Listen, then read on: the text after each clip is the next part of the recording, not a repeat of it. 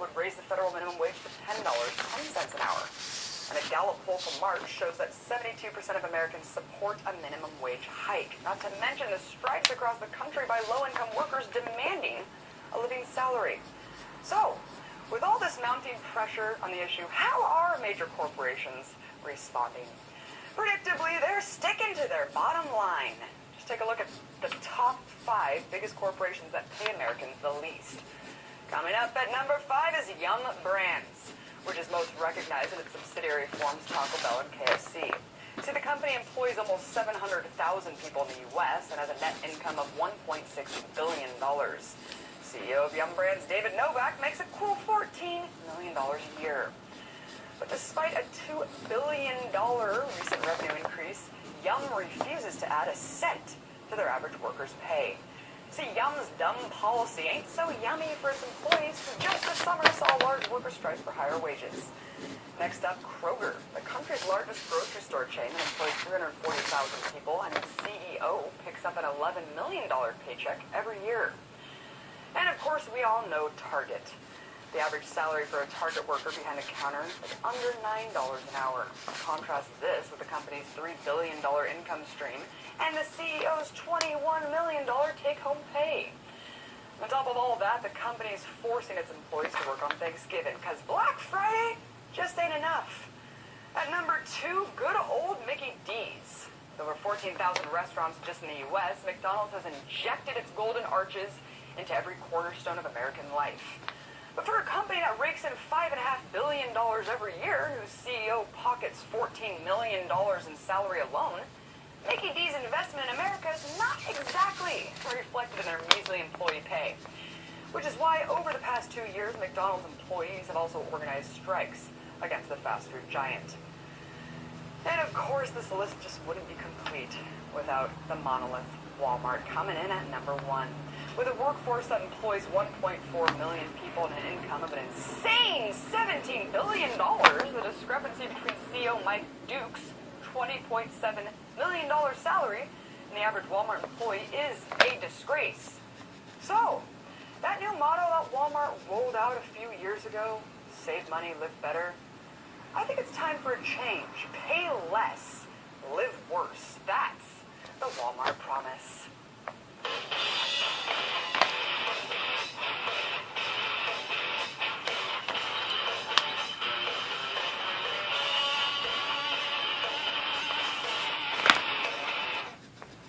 We'll talk more about Walmart's shady business practices and today's decision by the National Labor Relations Board to go after the company for firing protesting employees. I'm joined by RT political commentator Sam Sachs. What's going on, Sam? What's up? So, Sam, how do you see this lawsuit faring out? Because it's really awful. Walmart, they fired protesters who were their employees. I mean, right, this stems from last year's actions on Black Friday. There was huge walkouts across the country, and Walmart's charged with intimidating, threatening, and even firing a lot of these workers, which of course goes against their right to protest.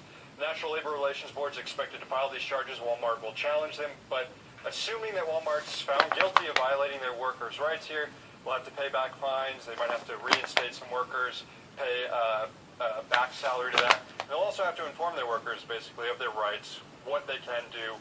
And I think the big takeaway here is there's more actions planned for this year. There's more actions planned for Black Friday this year.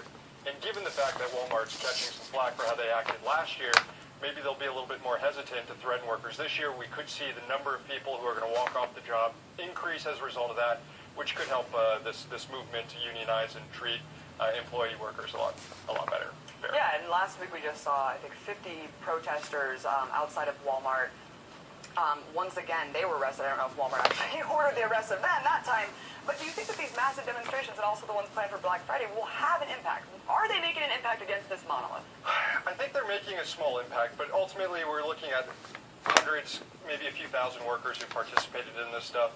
Walmart, as you mentioned, has a workforce of like 1.4 million people, so we're hardly seeing a dent in the the workforce there of Walmart. And ultimately, a lot of their employees are scared. We're looking at an economy where there's 3 people looking for every 1 job opening. If someone has a job at Walmart, they sadly don't want to lose it. But I think if you combine the Walmart strikes, we've seen these fast food strikes, we've seen the longshoremen strikes, we've seen a bunch of strikes all going back to 2011 with the Occupy movement, changing a lot of these themes. We see a move for a minimum wage bill increase. So there's momentum building, and I think if you get more of these stories like you saw out of Canton, Ohio, about this food drive for their own workers, that's going to push this critical moment where something happens even closer. Right, and it brings me back. I mean, yes, it's amazing that there's this much pressure being put on Walmart and also these other fast food retailers. But I can't help but think about what happened in D.C., where the mayor, he vetoes this bill that would have authorized Walmart to pay its employees minimum wage. And now Walmart was initially going to build 3 stores, and now they're like, you know what? Let's just build 6. Do you think we need 6 Walmarts in the district here, Sam?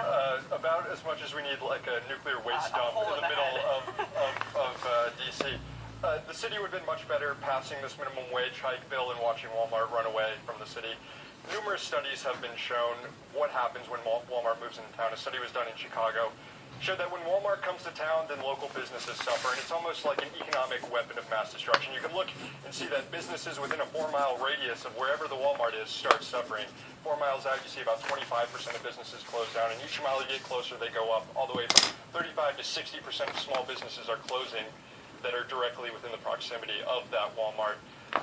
And for every Walmart claims to create jobs, for every 2 jobs it creates, 3 jobs are lost in the local retail sector. It's not a job creator. It puts small businesses that were there, vibrant, independent businesses, out of business.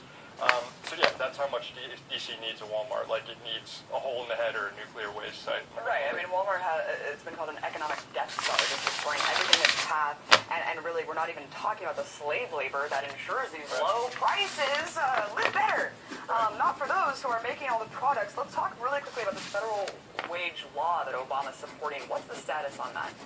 Well, as long as you have Republicans in charge of the House, and you have moderate Democrats in the Senate who can't break a filibuster, it's likely not to go anywhere. And you said we're talking about an increase to $9. It should be upwards of $15. And if you want to include productivity, as you talked about earlier, it should be up there at $21.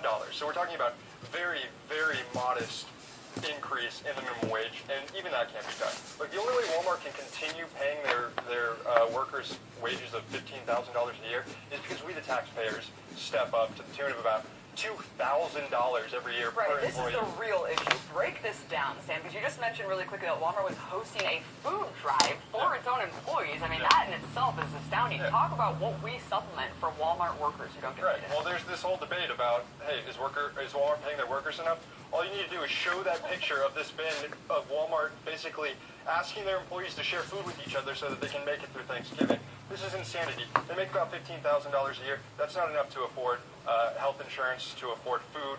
If you look in states, most states, the biggest employer that receives health care benefits for their workers is Walmart. Walmart employees are on food stamps. For the most, 80% of Walmart employees are on food stamps. Federal taxpayers pay about $2,000 for every Walmart worker to compensate, to help them make ends meet. So ultimately, I think it comes out to $2.6 billion Walmart workers receive from the federal government in aid. That's a welfare queen.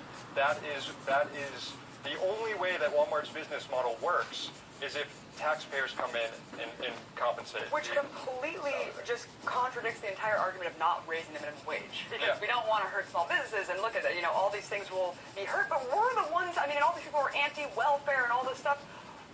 Right, there's a talking point out there that says raise the minimum wage and that'll hurt job creation. Yet no study's ever been proven that. Studies have shown the opposite, that if you raise the minimum wage, it increases economic activity. People buy more things, which causes businesses to hire more people. Exactly. Yes, and we wouldn't be supplementing the income of Walmart workers. One last thing. Look, if this was a company that was struggling, we can understand it. We can understand, we have to cut costs here. We have to help each other. Times are tough. They occupy spots 6 through 9 of the top 400 richest Americans, the Forbes family. Billionaires we're talking about. We're talking about a company that gets more revenue than any other company in the world. This company's doing just fine, and it can afford to pay its workers more. Thank you so much, Sam Sachs, RT political commentator. Thanks for breaking that down.